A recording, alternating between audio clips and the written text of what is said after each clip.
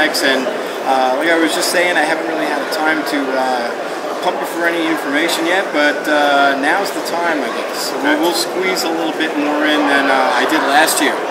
I definitely want to start off with how you feel the Toy Fair is going for you this year. Great. I mean, obviously, every year we're excited to debut new things. Sometimes just new products of our new existing platforms like Pop or Wacky Wobblers.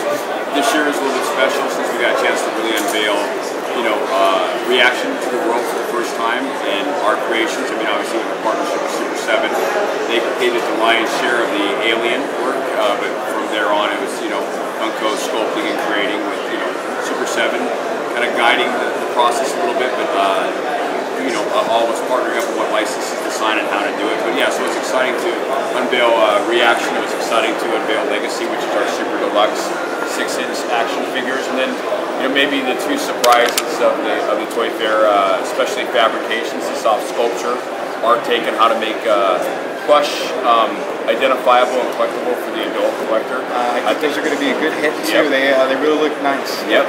And then I think obviously Makari, which is my passion, which is the Japanese vinyl and all the crazy color combinations and the sparkles and the clear translucent plastic. So with those 4 products as a whole, and then all the new stuff that we're doing with our existing lines, it's a pretty good show. Well, that was definitely one of my questions was the Japanese-inspired ones. I see how they have different styles out now, like the Batmans. Now, those really limited ones, is that going to be like the gold ones?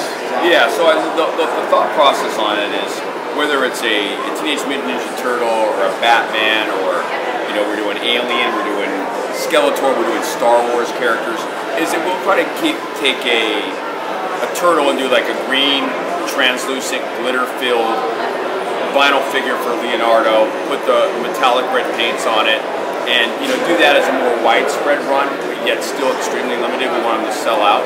And then we'll go and do crazy versions like gold or gray from the comic books, or just something crazy like a rainbow color or a pink turtle.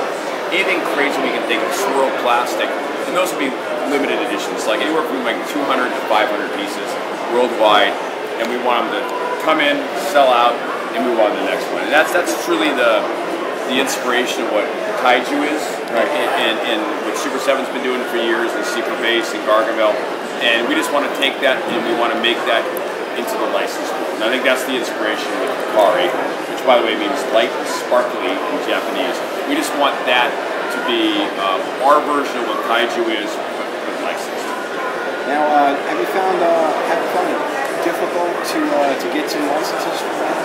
Is it something that's brand new? No, absolutely not. On the contrary, we've got Hasbro willing to sign a waiver to allow us to do Star Wars figures in Makari.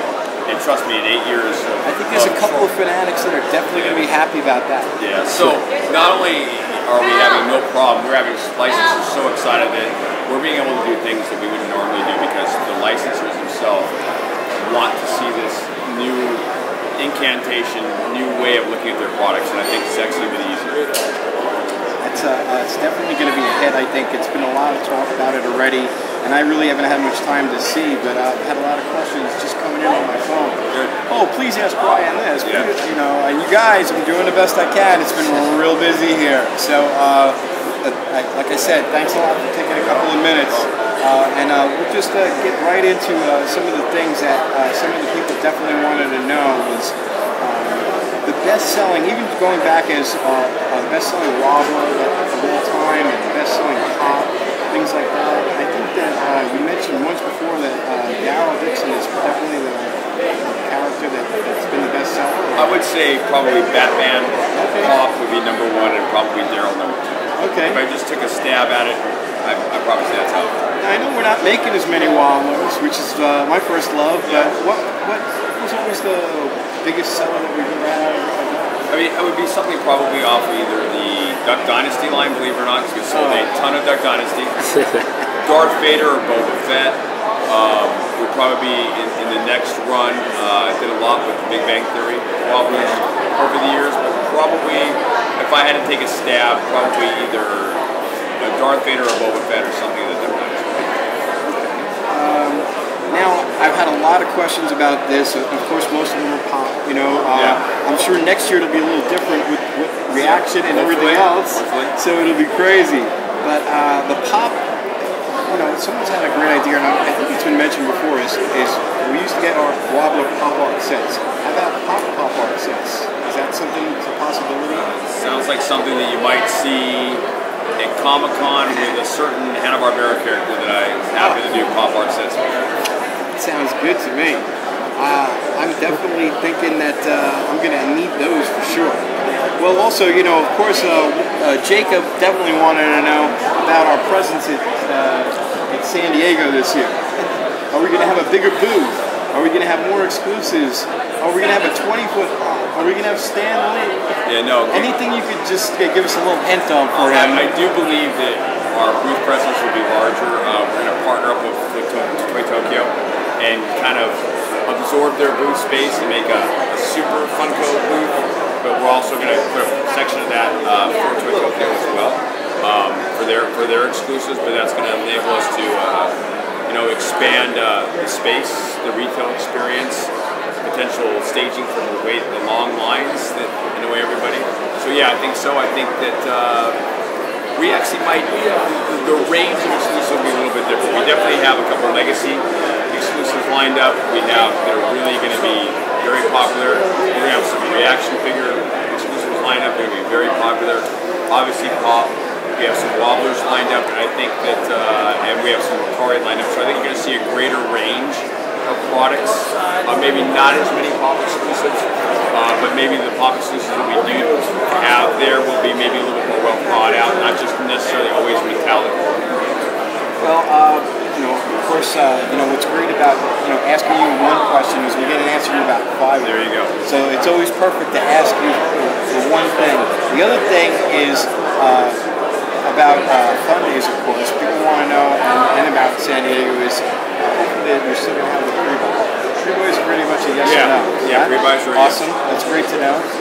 Also, well, I've got the offbeat question too, where Jim wants to know, as he's seen the offices, seen the pictures of the offices already. He wants to know if we're going to put a trailer hookup so he can come and visit. Could be. Our RV parking. We'll work on the RV parking. Okay. I think he'll be happy with that.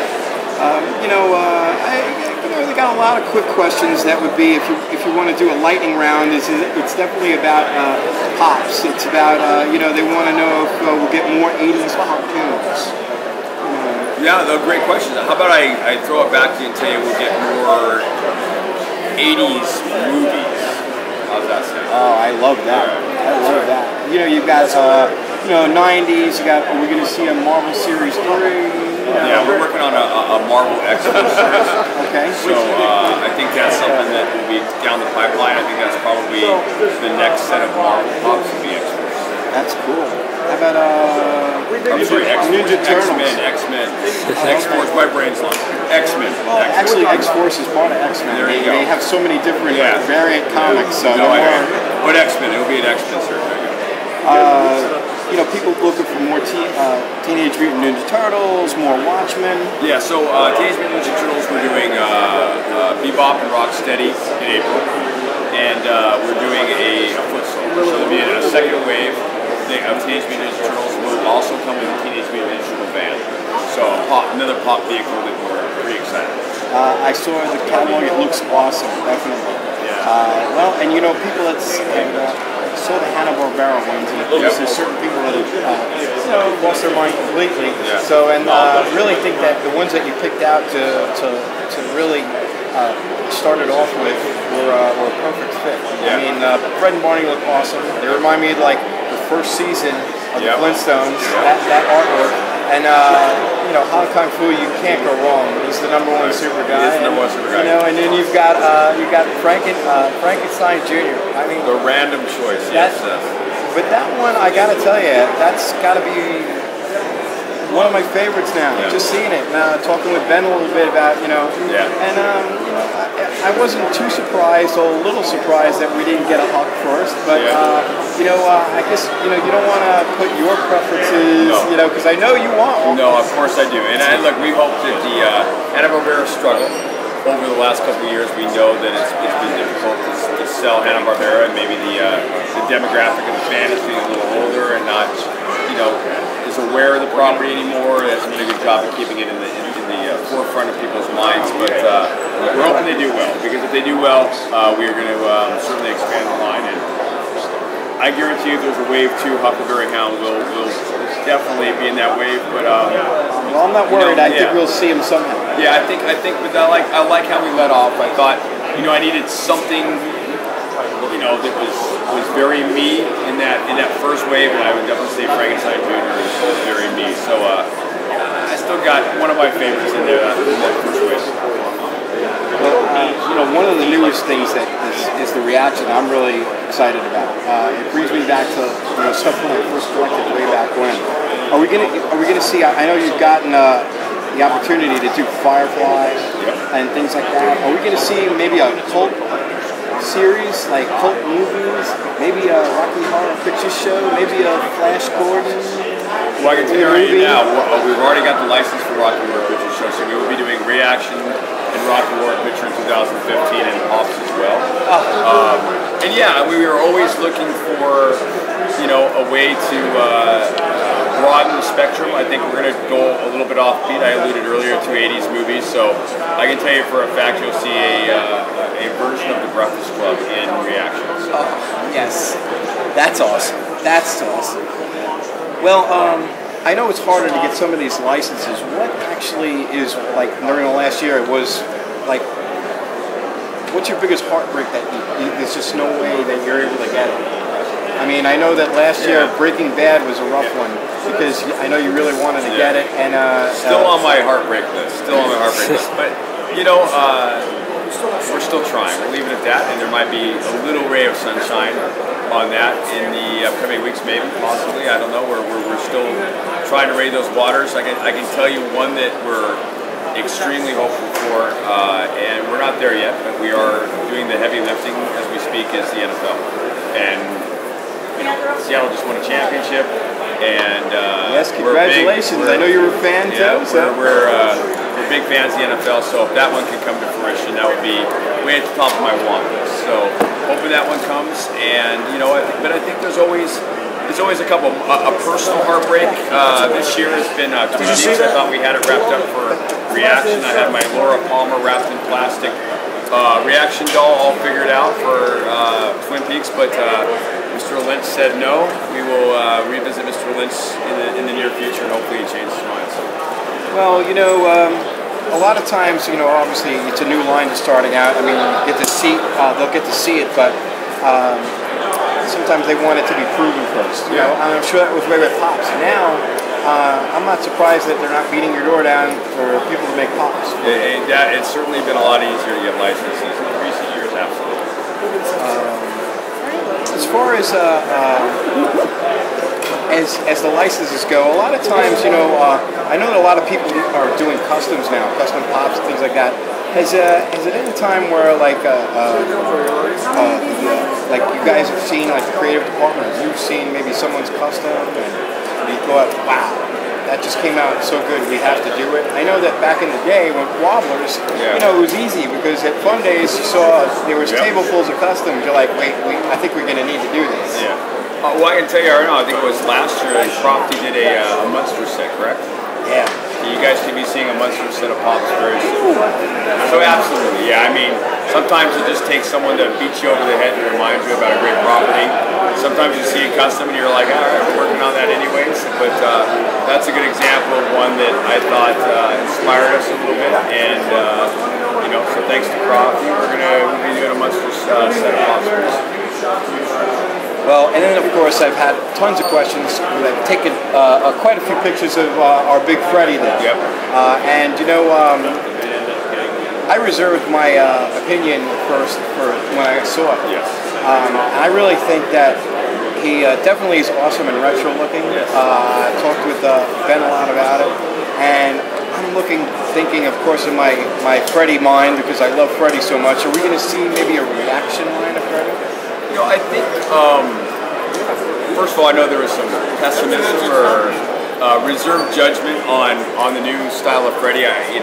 I know after a couple of visits to Japan, seeing 1960s, 1970s, 1950s ad icons from Japan, that look was so fresh and so retro, but still relevant. And you know, it's funny when I showed him, you know, after Ben and I got back from Japan, I said, you know, I want to redesign Freddy, and here's what I'd like to see him look like. And we worked on it together, and I was very excited by what Ben came up with. And you know, I talked to Mike Becker, and I said, you know, what do you think about this? And it was funny because his reaction was much different than I thought. He said, you know, I was never really happy with the original design of Freddy, and I was thinking much more retro, you know, but we had bigger fish to fry back then, and he said, you know, I think that it captures the spirit of Funko pretty accurately, and I think it was kind of nice to get his blessing on it as well. But we're excited about the new Freddy. Doesn't mean you won't see old Freddy Funko wobblers. We still will embrace that, but I think going forward, a majority of the customs will be the new Freddy related. Well, you know, I think reaction, maybe not this year, maybe next year, but you know, we'll probably continue with the fabrication Freddy. Fabrication, we'd be happy with maybe a Freddy Hikari. Hikari might be one that you might see sooner than later. Ooh, might be still in my heart. Well, and later I see it's getting busy again, so I'm going to let you go.